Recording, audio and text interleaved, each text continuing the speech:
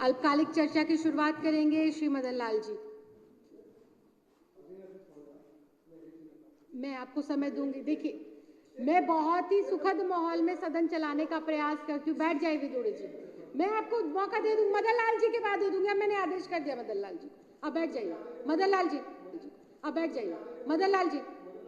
मदन लाल जी, बसों में मार्शलों की पुनः बहाली के संदर्भ में चर्चा बहाली पर चर्चा प्रारंभ करें। धन्यवाद अध्यक्ष महोदय। अध्यक्ष महोदय, 6/12/1962 चाइना का युद्ध हुआ। उस समय हमारी आर्मी ने बॉर्डर पर बहुत बहादुरी के साथ देश की रक्षा की, और ये एक ऐसा समय था जब देश के भीतर भी नागरिक सुरक्षा की जरूरत पड़ी। ऐसे में क्योंकि आर्म्ड फोर्सेस का काम देश को बॉर्डर्स पे सुरक्षा प्रदान करने का था, तो नागरिक सुरक्षा के लिए दो डिपार्टमेंट्स, दो ऑर्गेनाइजेशंस, जिसमें एक दिल्ली होमगार्ड और दूसरा नागरिक सुरक्षा के नाम से सिविल डिफेंस की स्थापना की गई। सिविल डिफेंस एक्ट 1968 के द्वारा लोगों की सुरक्षा के लिए पीस काल में, शांति काल में, और ऐसे समय में जब कोई आपदा आ रही हो, दंगे हो रहे हों, फसाद हो रहे हों, कई लोगों को कुछ और तरीके से प्राकृतिक आपदा में जरूरत पड़ती हो, ऐसे समय के लिए सिविल डिफेंस की स्थापना हुई। नागरिक सुरक्षा में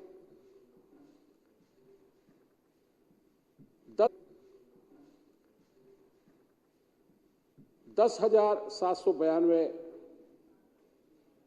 लोग तैनात हैं, जिनमें से 8,574 डीटीसी की और क्लस्टर बसेस में दिल्ली सरकार ने एम्प्लॉयमेंट की।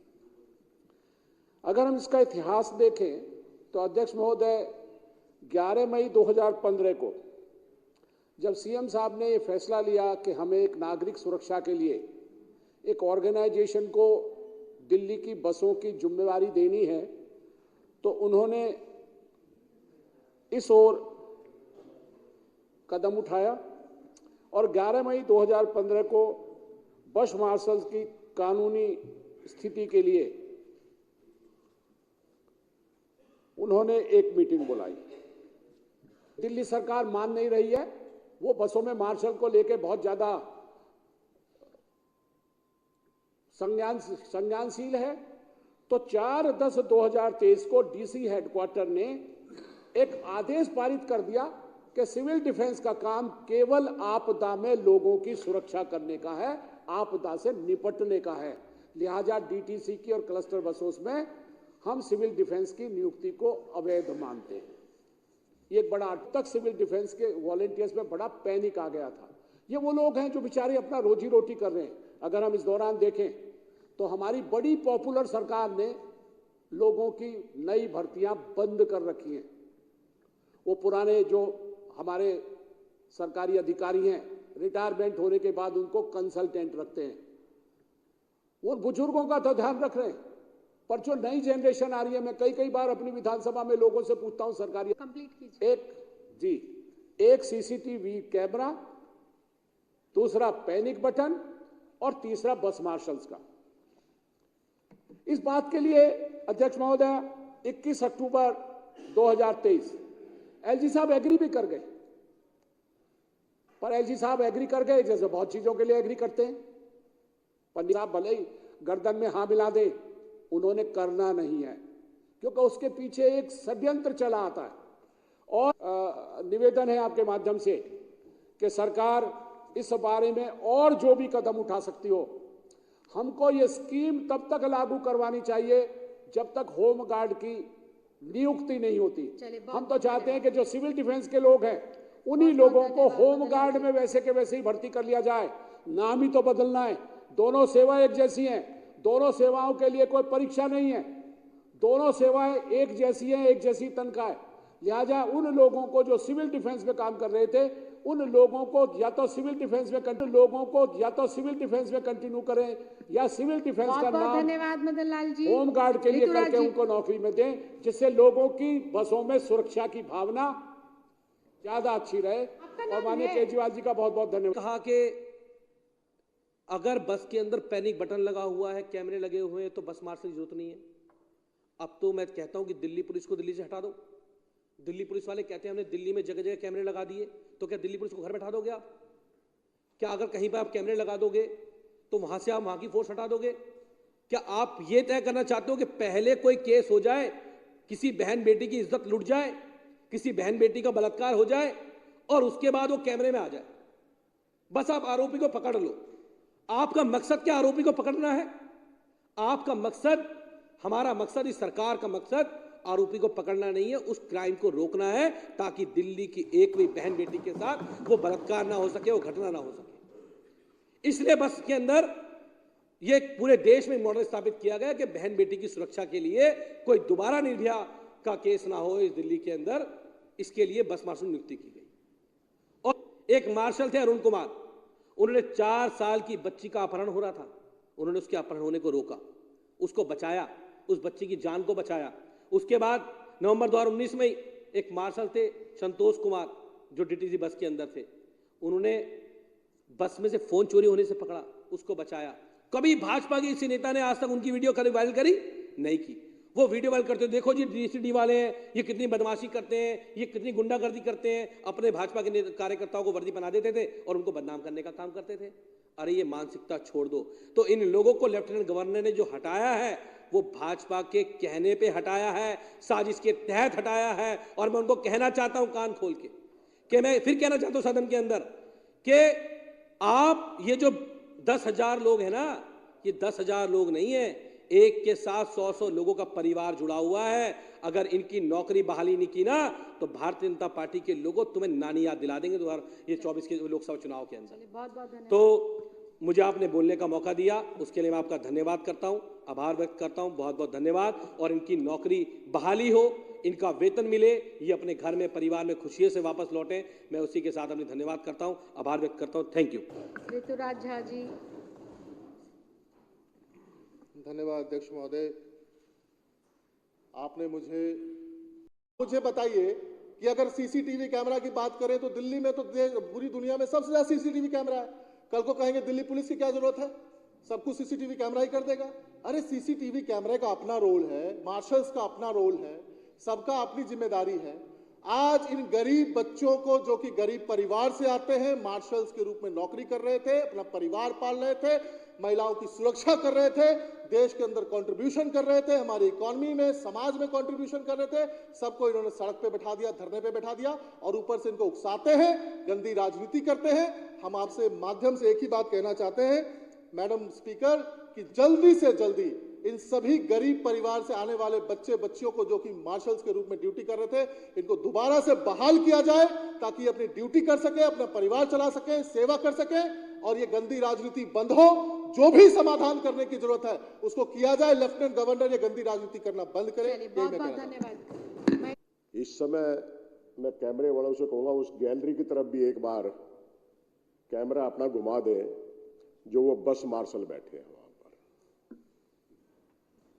आप लोगों की आवाज इस सदन के अंदर उठ रही है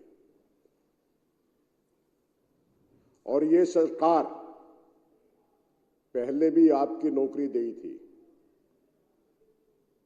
आज भी आपको नौकरी दिलवाने के लिए यहां पर इस सदन के अंदर प्रस्ताव लेके आई है। तय आप लोगों को करना कि आप लोगों को क्या करना है। आप लोगों की मंशा के ऊपर हमें कहीं पर शक नहीं है। ये ठीक है कि विपक्षी पार्टी वाले कहते हैं कि ये केजरीवाल की पुलिस है, ये केजरीवाल की फोर्स है। मैं इस सदन के माध्यम से कहता हूं, यदि नेता विपक्ष के अंदर दम था, हालांकि बहुत अच्छे व्यक्ति हैं, पार्टी का दबाव है, गंदी राजनीति का वो भी शिकार है, क्योंकि ऐसी पार्टी ने तानाशाही मचा रखी है कि जिन लोगों को दिल्ली सरकार रोजगार देती है तो उन लोगों का रोजगार मिटाया जाए, ऐसी घटिया राजनीति इन केंद्र सरकार वालों ने कर रखी है। घबराने की जरूरत नहीं। अरविंद केजरीवाल आपके लोगों के साथ में, आपका बिल पास होकर रहेगा, ये हम लोग कहते हैं। धन्यवाद। सिपाही के साथ खड़ा हो। हमारी सरकार, अरविंद केजरीवाल जी की सरकार, हमारे मुख्यमंत्री जी, पूरा कैबिनेट सिविल डिफेंस के एक एक कर्मचारियों के साथ खड़ा है और आपके योगदान की हम प्रशंसा करते हैं। जो आपने कोविड में काम किया है उसका कोई मोल नहीं है। थोड़ा सा भी अगर शर्म, थोड़ा सा भी इनके आंखों में मानवता होगा, हृदय में मानवता होगा, अगर एलजी साहब के, भारतीय जनता पार्टी के लोगों के, तो इनकी आवाज़ को सुनेंगे और उनको पक्का करने का काम करेंगे। आप चाहते हैं होमगार्ड की भर्ती करना तो होमगार्ड में कर दीजिए, लेकिन ये कहा कि परिपाटी है, होमगार्ड में भर्ती करेंगे नहीं। जो लोग काम कर रहे हैं महिलाओं की सुरक्षा का बसों में, उनको निकाल के बाहर कर देंगे। ये कौन सी परिपाटी लेके आए? तो न केवल ये युवाओं के दुश्मन है बल्कि महिलाओं के सुरक्षा के दुश्मन है। आज दिल्ली की महिलाएं सुन रही हैं, आपकी सुरक्षा के कर्मचारियों को बसों में लगाया गया था, इनको निकालने का काम भारतीय जनता पार्टी के एलजी ने किया है। आप लोग आने वाले लोकसभा के चुनाव में ध्यान रखना, इन लोगों का क्या हालात करना है। पुनः 3 निवेदन करना चाहता हूं। पहली बात कि ये सिविल डिफेंस के जो वॉलंटियर है, हमारे सारे साथियों ने बताया कि किस तरह से ये दिल्ली के लोगों की सेवा कर रहे थे। तो अगर ये शिविर, अभी राजेंद्र पाल गौतम से बात भी हो रही थी कि अगर निष्काम सेवा की बात भी है, भैया 270 डेज मेरे ख्याल से क्लाउज है इंडस्ट्रियल डिस्प्यूट एक्ट में कि 240 डेज, ये 240 डेज काम करते हैं। इंडस्ट्रियल डिस्प्यूट एक्ट के तहत इनको फिर रेगुलर कर दिया जाए, ये रेगुलर हो जाए। दूसरी बात कि ये जो कैबिनेट के लिए फाइल बना था ये मिनिस्टर के पास, कि अगर इस फाइल को कैबिनेट अप्रूवल के लिए नहीं भेजा गया तो फिर ये 10,000 सिविल डिफेंस वॉलंटियर भी और हम सब लोग एलजी साहब को छोड़ेंगे नहीं। बहुत बहुत धन्यवाद। और एक अंतिम बात, बहुत मैं इस धन्यवाद सदन संजीव के जी। माध्यम से सभी सिविल डिफेंस वॉलंटियर को रिक्वेस्ट करना चाहता हूं। आप 3 महीने से धरने पर बैठे हुए हैं, आप धरना खत्म कीजिए, हम आपके साथ हैं। आपकी लड़ाई हम लोग मिलकर लड़ेंगे, सदन का साथी मिलकर लड़ेंगे, लेकिन आपको साथ साथ चलेंगे और जहां जहां चाहे कोई अफसर हो, चाहे वो एलजी हो, जो फाइल को रोकेगा उसको हम छोड़ेंगे नहीं। बहुत बहुत धन्यवाद।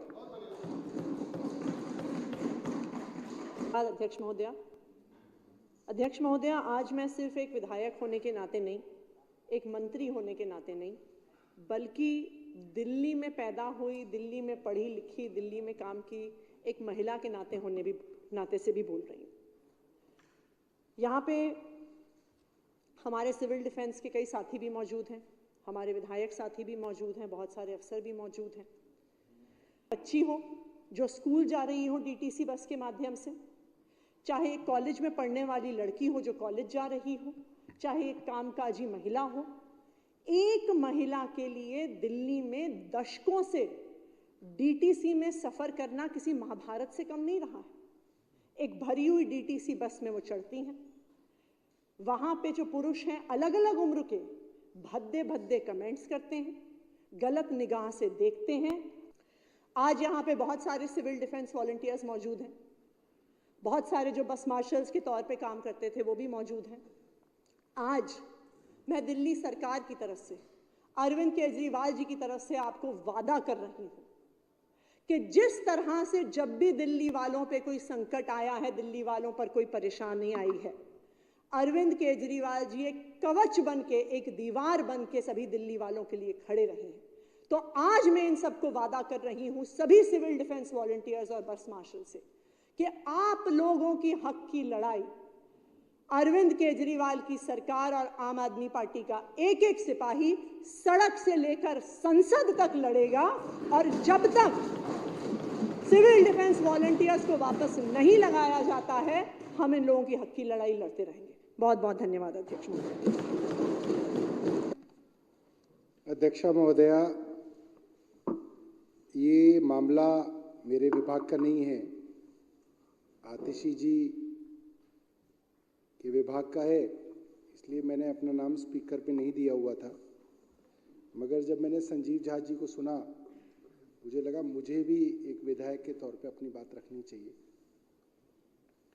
करते रहे, हमने विधानसभा के अंदर कई बार रेजोल्यूशन पास किए, उसके बावजूद जो है उनको नहीं रखा गया, ना उनको नंबर दिए गए। इनको ये कह के बेवकूफ बनाया गया कि आप सबको होमगार्ड की तरह से जो है ले लेंगे, और जब होमगार्ड की भर्ती निकाली है तो उसके अंदर जो है इनको कोई तरजीह नहीं दी गई है, मात्र मुझे लग रहा है छोटा सा 5 नंबर इनको दे दिए गए, उससे इनका कुछ नहीं होगा। ज्यादातर ये जो सिविल डिफेंस वॉलंटियर है, इनकी उम्र ज्यादा हो गई है, तो अप्लाई भी नहीं कर पाएंगे उसके अंदर, उसमें क्वालिफिकेशन डाल दी गई है।